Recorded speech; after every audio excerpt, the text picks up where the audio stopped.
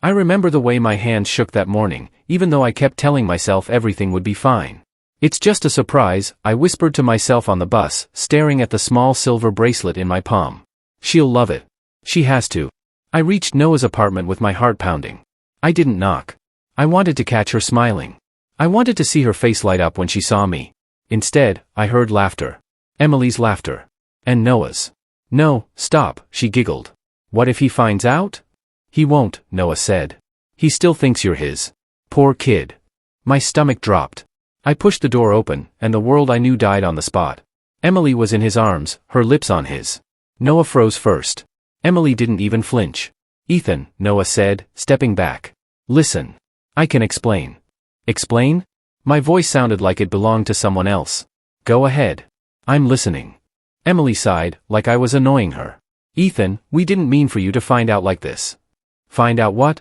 That my brother is kissing my girlfriend? Ethan, we just fit better, Noah said. You're young. You'll move on. I stared at him. Then at her. Emily crossed her arms. I outgrew you, she said. You're too soft. Too hopeful. I need someone real. Real? I whispered. You were my real. Don't make this dramatic, she said. You'll thank us one day. Something inside me cracked. I felt it. Sharp. Loud. Final. Noah reached for my shoulder. Ethan, please. Don't walk out like this. Why? I asked. Afraid I'll ruin the mood? He flinched. Emily rolled her eyes. See? This is why we didn't work, she said. You take everything so personally. My brother and my girlfriend betrayed me, I said. How personal do you want it to be? Silence. Heavy. Ugly. Ethan, Noah said, voice shaking. I'm sorry. I didn't plan this. But you didn't stop it, I replied. Did you? He looked away. Emily stepped forward. Look, if you're going to cry, can you do it later? This is getting uncomfortable. I let out a laugh. A broken one. Don't worry, I said. You'll never see me cry again. I placed the bracelet on the table. This was for you, I said. Happy anniversary. Emily's face twitched, but she stayed cold. You shouldn't have wasted money. You're right, I said. I shouldn't have. Noah took a step toward me. Ethan, please. Don't leave like this. I looked at him, at the man who was supposed to protect me. You made that choice, I said. Not me. I walked out, hearing Emily whisper, he'll get over it. But she was wrong. I didn't get over it. I buried it. And I let it turn me into someone they'd never see coming. I kept walking down the hallway, my breath shaky, my vision blurred. But when I reached the stairwell, I heard the door open behind me. Ethan. Noah called. Please, talk to me. I didn't turn. Why? So you can explain how you fit better with my girlfriend? He groaned. I messed up. I know. I didn't mean to hurt you. You didn't mean to? I said. Then what did you mean to do? He had no answer. Look, he said, voice low. I love her. It just happened. Things don't just happen, I said. Choices happen. He sighed. Please. Don't throw away our bond. You threw it first, I said. I walked down the stairs, each step feeling like another piece of my old life breaking off. When I reached the exit, I whispered to myself, this ends here. But somewhere inside, a colder voice answered, no. This begins here. I stepped into the cold air, letting it sting my face. I thought I would collapse, but I didn't. I kept moving. My phone buzzed. A text from Emily, don't make this harder. Be mature. I stared at the message, the final insult on a bleeding wound. I typed back, thank you for showing me who you are. She didn't reply. I shoved clothes into my duffel bag without folding anything. My hands kept shaking, and my chest felt tight, but I kept packing anyway. I didn't want to hear their voices. I didn't want to hear excuses. My bedroom door creaked open. Ethan, stop, my mom said. Let's talk. There's nothing to talk about, I said, zipping the bag. You knew. All this time, you knew. My dad stepped beside her. We were trying to protect you. Protect me? I laughed bitterly.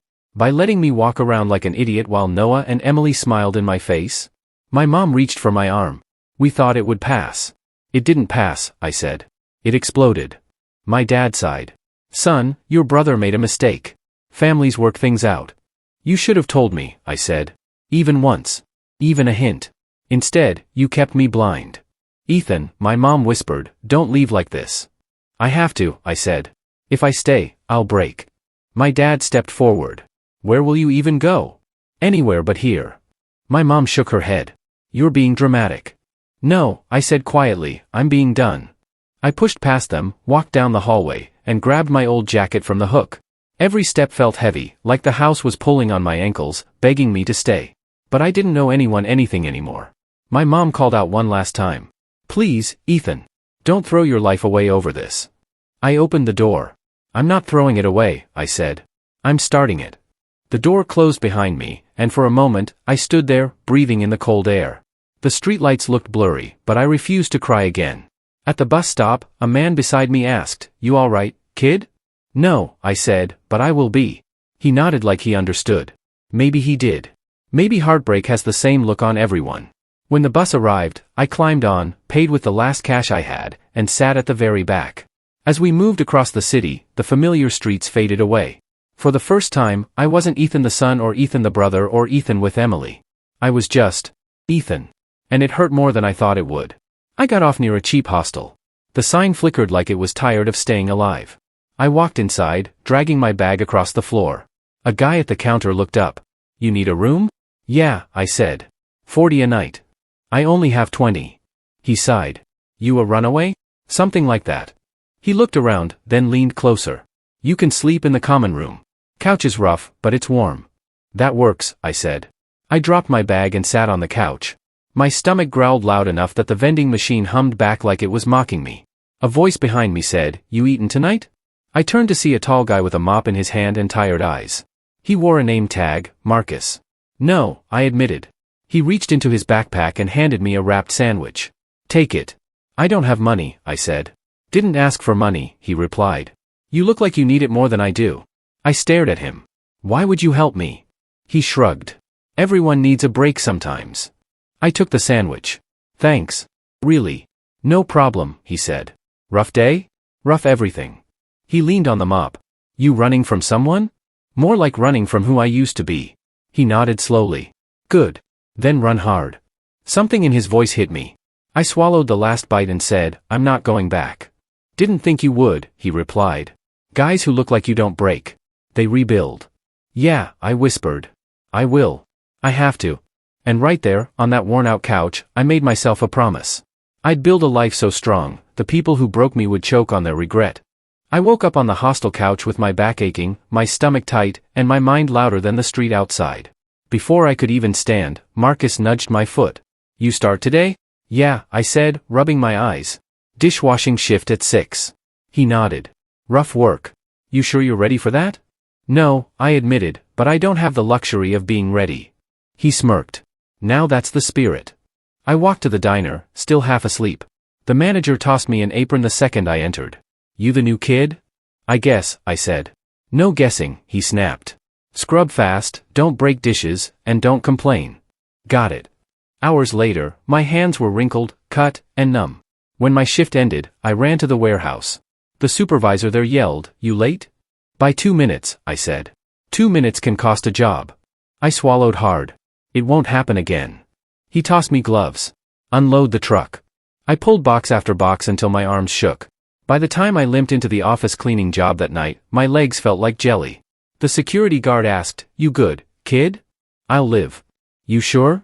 You look like you lost a fight. I did, I whispered. But I'm still standing. I swept floors, wiped windows, emptied bins. With every task, Noah and Emily's faces flashed in my head. Their comfort. Their warm home. Their easy lives. I clenched my fists until my knuckles cracked. When I returned to the hostel, Marcus looked up from the counter. You survived? Barely, I said. What does that say about me? That you're tougher than you think. I dropped onto the couch, and he pushed a bottle of water toward me. Drink. You look dead. I feel dead. So keep going, he said. Dead men don't rebuild. You do. I stared at him. Why do you keep helping me? He shrugged. Someone helped me once. I'm passing it on. The next morning, while struggling to stay awake at the diner, a girl slammed a cup on the counter. Hey, dishwasher boy, she said. You alive back there? I looked up. Barely. Why? You look like a corpse, she said. Come get a coffee before you collapse. She handed it to me for free. Name's Ava. Ethan, I said, taking a sip. Thanks. She crossed her arms. So why do you look like someone stole your entire life? Because someone kind of did. She raised an eyebrow. Want to talk about it? No, I said. Talking doesn't fix anything. True, she said. But doing something does. What are you doing? Working. A lot. To what end? I don't know, I admitted. I'm just trying not to fall apart. She leaned closer. Then stop surviving like a ghost. You have anger written all over your face. Use it. I blinked. Use it how? There's a free business workshop at the community center, she said. You look like someone who needs a direction before you collapse in a puddle. You don't even know me. I know enough, she said bluntly. You're hungry, literally and mentally. I frowned. You're very direct. Better than being fake, she said. Show up tonight. Unless you're scared. I'm not scared. Good, she said. Prove it. When she walked away, Marcus appeared beside me like he'd been listening the entire time. She's right, you know. You think I should go? I think you should stop letting pain control you, he said. Make it your fuel. I stared at my hands, still red from soap and boxes. What if I fail? Marcus shrugged. You already lost everything. What's left to fear? That hit me harder than any job that week. That night, I walked to the workshop. My legs hurt, my back hurt, my soul hurt, but something inside me flickered for the first time. Maybe anger wasn't meant to destroy me. Maybe it was meant to rebuild me. I walked into the community center again, half unsure if I even belonged there. The instructor scanned the room and said, "Who here wants to build something for themselves?" I do, I said before I could doubt myself. Ava smirked from the back. Good. Don't sit down unless you mean it. I sat next to her. Happy now? Depends, she said. You planning to actually try this time? I'm here, aren't I? Being present isn't trying, she shot back. Effort is trying. The instructor started talking about marketing basics, identifying needs, solving problems, providing value. I took notes until my hand cramped. After the session, Marcus met me outside. So? Brain full yet? Overflowing, I said. I don't even know where to start. Pick something, he said. Start messy. Clean it later. Ava crossed her arms. You have a laptop? No. Borrow mine, she said, handing me a scratched-up Chromebook.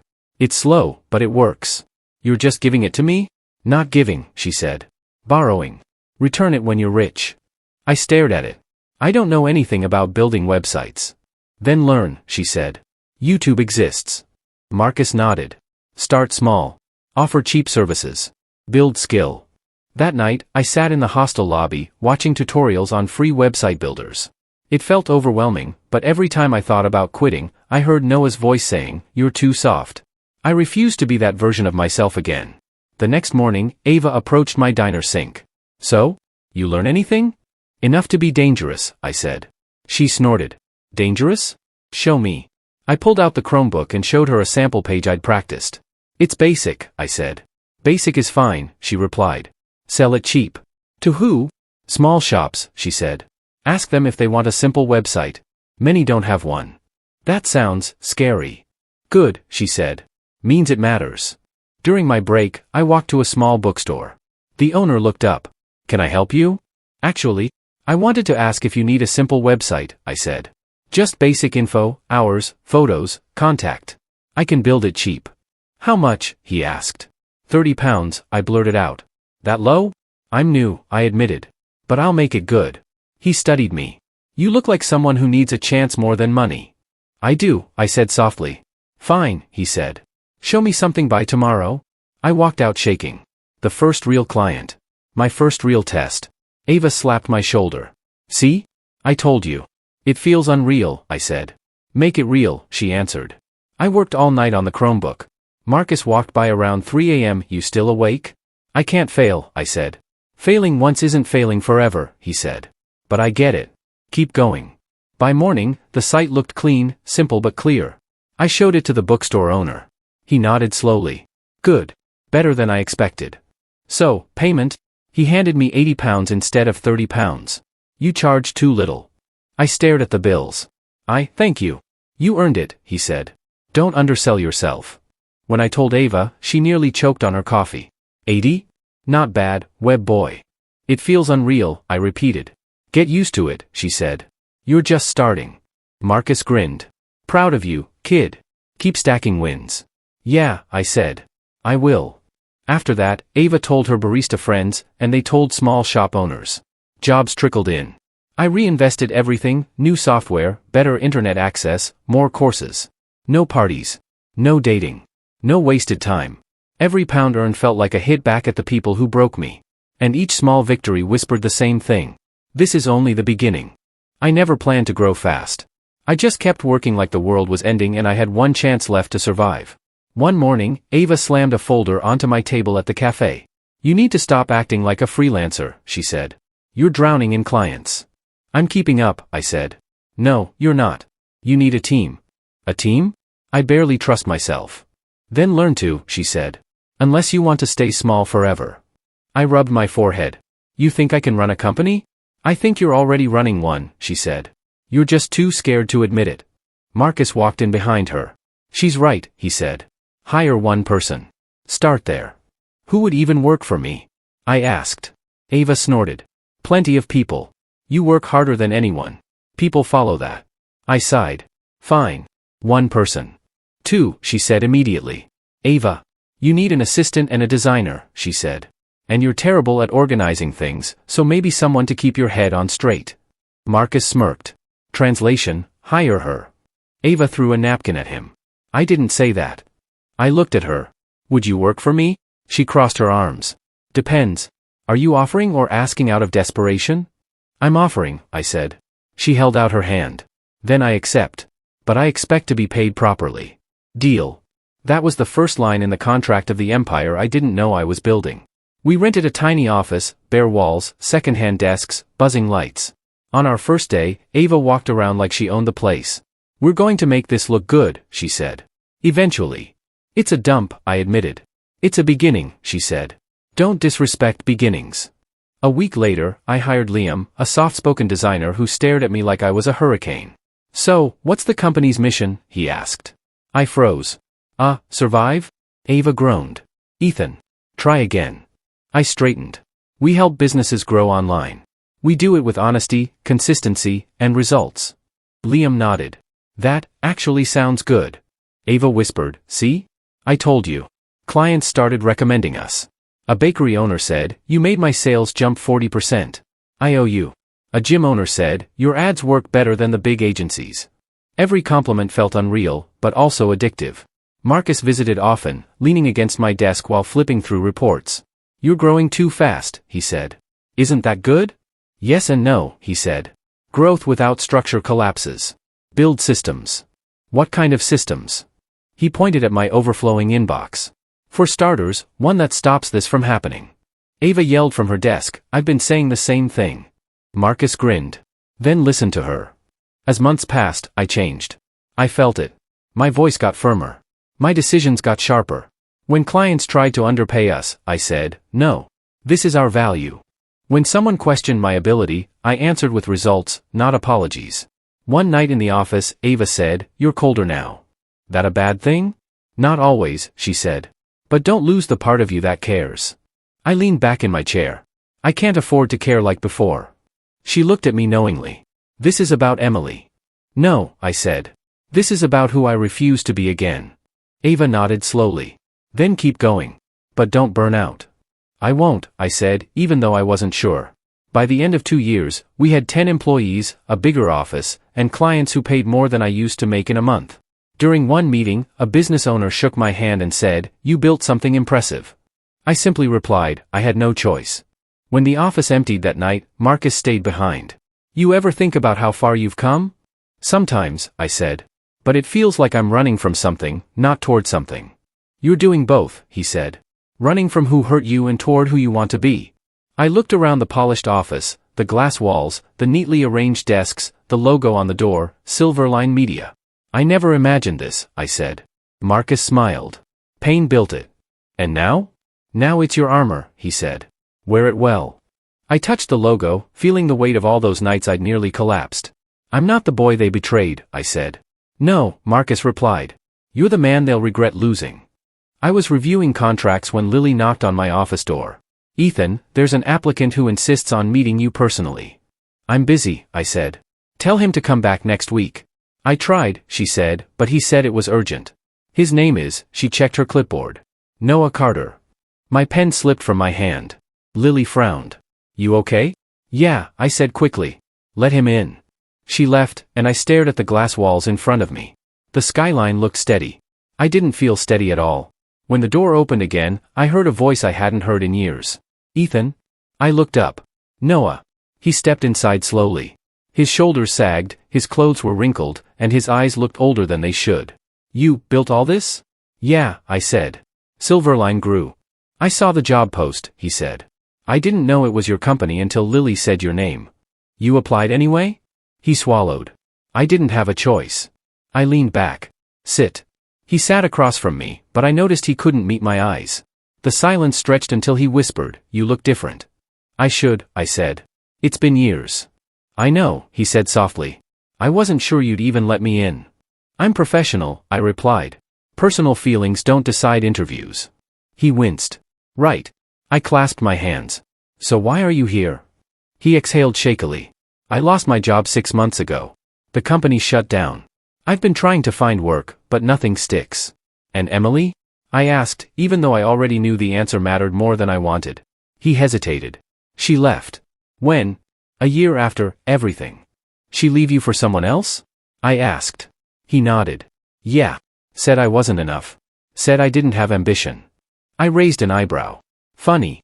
She used the same words on me. He closed his eyes for a moment. Ethan. I'm not asking for pity. I'm just tired. I need work. I saw your opening for a project coordinator, and I thought maybe. You thought I'd help you? He looked down. I hoped you would. I tapped my fingers on the desk. You hurt me, Noah. I know, he whispered. I regret it every day. Do you? I asked. Or do you regret the consequences? He flinched again. Both. I stood and walked to the window. My reflection stared back at me, older, sharper, colder. You know what this office represents? I asked. No, he said quietly. It represents every night I worked until I couldn't feel my hands. Every shift I took. Every humiliation I swallowed. Every piece of myself I rebuilt because of what you and Emily did. He swallowed hard. I'm sorry. Sorry doesn't undo anything. No, he said. But it's all I have. I turned back to him. He looked small in the chair, nothing like the brother I once admired. Nothing like the man who stood confidently with my girlfriend years ago. Why should I hire you? I asked. Because I'll work hard, he said. I don't have excuses. I don't have pride left. I just need a chance. You gave me none, I said. He nodded. You're right. And if you tell me to leave, I will. But I'm asking anyway. The room fell silent except for the hum of the city outside. I studied him, the slumped posture, the regret in his eyes, the weight of consequences finally catching up to him. Finally, I said, Lily will send you a skills test. His eyes widened. So, I still have a chance? A test, I repeated. Nothing more. I'll take it, he said quickly. Thank you. I walked back to my desk. Don't thank me yet. He stood slowly. Still, it means something. When he left, Lily peeked in. Everything okay? I nodded. Yeah. Just old history. But inside, I felt something dark and sharp rising. Karma had finally found its way to my door. And I was ready. When Lily handed me Noah's completed skills test, she said, he did better than most applicants. Should I schedule his onboarding? I looked at the paper. His handwriting was shaky, but the answers were solid. Yeah, I said. Bring him in tomorrow. She left, and I leaned back, letting the decision settle in my chest like a weight and a weapon at the same time. The next morning, Noah stood in front of my desk, wringing his hands. You're hiring me? Yes, I said. Why? He asked quietly. Because you need a job, I replied. And I need a project coordinator. He nodded slowly. Thank you. It's not charity, I said. You'll work like everyone else. I expect to, he said. Ava walked in with a stack of files. The moment she saw him, her eyebrow shot up. So it's real, she said. He's actually joining us. Yes, I said. She looked at Noah. Follow the rules. Don't pull attitude. Don't expect special treatment. He swallowed. I won't. Good, she said. Because I don't like wasting time. Noah glanced at me, then at her. I understand. Once he left to fill out forms, Ava turned to me. You sure about this? I'm not doing it for him. So who are you doing it for? Myself, I said. She studied my face. Just don't let old wounds cloud your judgment. I didn't answer. When Noah started working, he sat at a desk outside my office. I watched from behind the glass as he struggled with basic software. Liam leaned over and whispered, you need to click that. No, not there. There. Sorry, Noah said. I'll get the hang of it. It's fine, Liam said. Just slower than most trainees. Ava walked by and muttered, Keep up, Noah. He nodded nervously. I'm trying. Every time I walked past, he straightened like someone had grabbed his spine. Morning, sir, he'd say. Sir. Hearing that from him tasted like justice. One afternoon, I caught him staring at the office walls, our awards, our milestones, everything I built from the ashes of his betrayal. He whispered, Ethan, you did all this. I didn't answer. I simply moved past him. Later, he knocked on my office door. Can we talk? I gestured for him to sit. What do you need? He took a deep breath. I know this is hard, for both of us. I want to say something. I waited. I'm sorry, he said. Not just for coming here. For everything. For what I did. For hurting you. For choosing Emily the way I did. I was stupid. I thought I loved her. I stared at him. Thought? Yeah, he said, voice cracking. I realized I didn't love her. I loved the idea of having something you had. You were always stronger than you knew, and I was jealous. He wiped his eyes. When she left, I understood what I destroyed. Not just a relationship. I destroyed my brother. My jaw tightened. You did. He nodded miserably. Ethan, I never expected forgiveness. I just wanted you to know I regret every second of it. I stood up, walked around my desk, and looked down at him. Noah, what you regret doesn't change what happened. I know. You broke me. He lowered his head. I did. And now you're here, I said. In my company. In what I built because you broke me. He whispered, I'm grateful you let me in at all. I didn't reply. Instead, I walked out of my own office, leaving him sitting there with the same silence he once gave me. Ava caught me in the hallway. Everything all right? Fine, I said. You look like someone just opened a grave. Maybe someone did. She didn't push. I returned to my desk later and saw Noah still typing quietly, still avoiding my eyes, still saying, sir, every time I passed. And every time he did, a cold satisfaction settled deeper into my bones. He was living inside the consequences he made. And I let the silence speak for me. I was reviewing campaign numbers when Lily burst into my office. Ethan, there's a woman outside crying and asking for you. Should I call security? No, I said. Who is it? She hesitated. She said her name is Emily. My chest tightened, but my voice stayed flat. Send her in. When Emily stepped through the door, I barely recognized her. Mascara streaked her cheeks, her hair was messy, and her breath shook. Ethan, please. I didn't stand. Why are you here? She closed the door behind her. I needed to see you. Why? I asked again. Her lips trembled. Noah failed me. He wasn't the man I thought he'd be. That sounds like a personal problem. It became mine, she said, voice cracking. He lost everything, Ethan. He couldn't keep a job, he stopped trying, he wasn't you. I leaned back. Then maybe you should have stayed with me. She stepped closer. I know. I messed up. I chose wrong. I thought he had ambition. I thought he'd grow with me. But he didn't. He collapsed. And now you're here, I said. Why? Her eyes filled with tears again. Because I want us back. I stared at her. Us? Yes, she whispered. I miss the way you cared. The way you showed up. The way you loved me without hesitation. Nobody has ever loved me like that. That's because I was naive, I said. Not special. She shook her head desperately. Don't say that. You were good to me. You were perfect. Perfect enough for you to cheat on me with my brother? She winced. I was stupid. I thought you'd always be there waiting for me. I let out a breath. That's the problem. You thought I'd wait forever. She reached out and touched my hand. I know I hurt you. But can't we start over? I pulled my hand back. No. She froze. Ethan, please don't be cold. I can't handle that from you. I stood slowly. You didn't expect me to change, did you? No, she whispered. I thought the old you would still be here. I buried the old me, I said. You helped dig the grave. She covered her mouth, crying harder. Do you hate me? No, I said honestly. I don't. She blinked. Then why? Because what I feel now is worse for you, I said. I don't care anymore. Her knees buckled slightly. You don't mean that. I do, I said quietly. You don't have power over me anymore. She grabbed my sleeve. Ethan, I need you. I need someone who believes in me again. I'm sorry for everything. I'm sorry I threw you away. I'm sorry I didn't see your worth. I'm sorry. You're sorry because you're alone, I said. Not because you loved me. She shook her head. I did love you. You loved what I gave you, I corrected. Attention. Stability. A future. And I lost all of it, she whispered. I thought you'd still be that soft boy waiting for me. I'm not him. She looked around the office, the glass walls, the awards, the view, and whispered, You really built all this after I left? Yes. For me, she asked. For myself, I answered. Because I had nothing else left. You and Noah saw to that. She wiped her tears. Are you happy now? I paused. I'm getting there. She nodded slowly. Then I guess, this is goodbye. It already was, I said. She let out a broken laugh. You really don't care? No, I said. And that's the freedom I always needed. She opened the door, hesitating one last time. You deserved better than me. I know, I replied. Then she walked out, quietly, painfully, finally. And for the first time, I didn't feel anything at all. I told Lily, call Noah and Emily to the conference room. She blinked. Both of them? Together? Yes, I said. Now.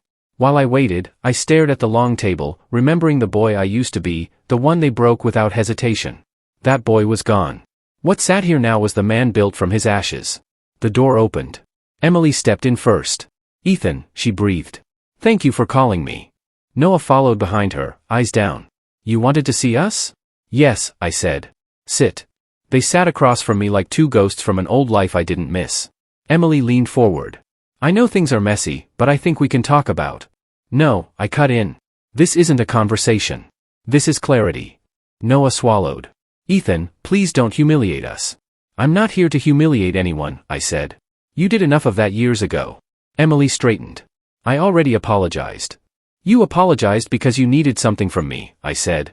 Not because you felt remorse. That's not true, she insisted. I mean everything I said. Then your regret is noted, I replied. But it changes nothing. Noah rubbed his hands together. Ethan, I know I can't fix what I did.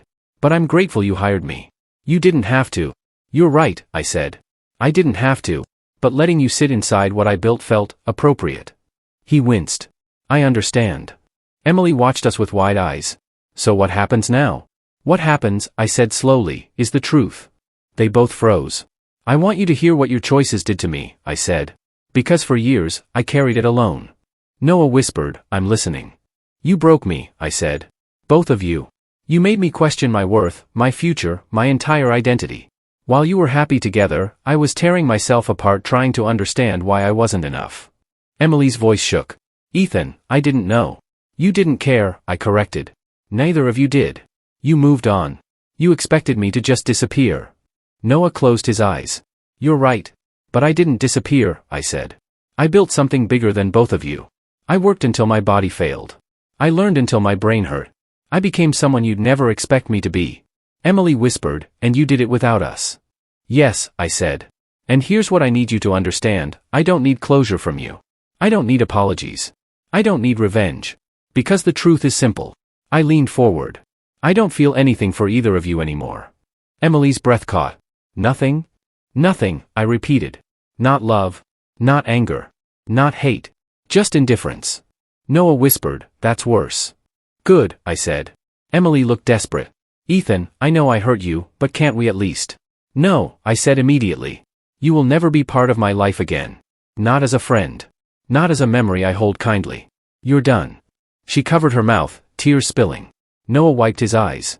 And me? You'll remain an employee, I said. Nothing more. Nothing less. You work here because you're useful, not because we're rebuilding anything. He nodded slowly. I understand. I doubt you do, I said. But that's all there is. Emily whispered, so this is it? This was it years ago, I said. I'm just saying it out loud now. They stared at me, broken in the way I once was. Except I wasn't shattered anymore. I was steady. Whole. Unscarred by their opinions. I stood. You can both leave. Emily rose shakily. Goodbye, Ethan. It already was, I said. Noah followed her out, pausing at the door. I'm proud of who you became, he whispered. I didn't answer. When the door closed, I felt something I'd chased for years. Peace. I stood on my balcony, hands resting on the railing, watching the lights scatter across the city like fallen stars. The wind brushed against my face, calm and cool, nothing like the storms I used to carry inside me. I whispered to myself, you made it. The door slid open behind me, and Ava stepped out. You're brooding again, she said. Should I be worried? I'm thinking, I replied. Same thing, just sadder, she teased, leaning next to me. I let out a breath. It's strange. I used to look at this city and feel small. And now, she asked. Now I feel steady, I said. Like I finally found my place. She nudged my shoulder. Took you long enough. I smiled faintly. Guess I'm a slow learner. No, she said. You're someone who had to unlearn the wrong things before you learned the right ones. I turned to her. You always know what to say. It's a curse, she said dramatically. I'm wise beyond my years. I chuckled, surprising myself. The sound felt warm, unfamiliar. Don't get cocky.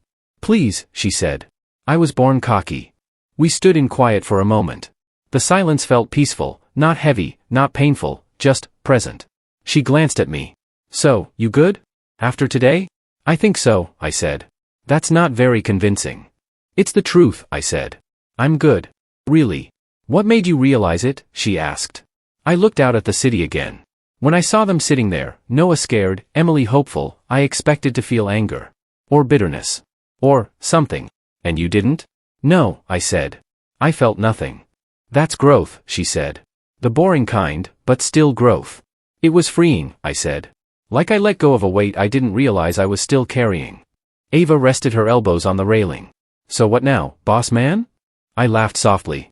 I don't know. Wow, she said. Such a powerful answer. I'm serious, I said. For the first time, the next step isn't about running or proving something. It's about choosing, huh? Yeah, I said. Choosing who I want to be now that the past isn't chasing me. She tilted her head. And who's that? I'm still figuring it out, I said. But I like the man I'm becoming. Good, she said. You should. I crossed my arms. Do you ever think I'll actually settle down? Move on completely? She smirked. You asking if you'll ever fall in love again? I shrugged. Maybe. Of course you will, she said. You love too deeply not to. I'm not that person anymore. Sure you are, she said. Just stronger. Smarter. More expensive to date. I burst out laughing, a full, real laugh. Expensive? Have you seen your penthouse? She said. Your wallet alone is intimidating. I shook my head. You're impossible. She looked out at the city. Seriously though, you deserve good things, Ethan. Do I? Yes, she said firmly. You fought like hell to rebuild yourself. That's not something everyone does. I swallowed, feeling something warm settle in my chest. Thanks, Ava. Don't get soft on me, she said. I'll start crying, and then we'll both look stupid. I smiled. Fine. No crying. Good, she said. Now what? You going to keep staring at the city like you're in a movie? Maybe, I said. It's peaceful. It's dramatic, she corrected. But fine. I'll allow it. I leaned back against the railing, letting my shoulders finally relax. You know, I used to think winning meant making them pay. And now? Now I think winning means I don't need them at all. Ava nodded. That's real victory. Yeah, I whispered. I survived. I changed. And I won. She smiled. Then keep walking forward, Ethan. You've earned it. I looked over the city, my city, one last time. And for the first time in years, I felt whole.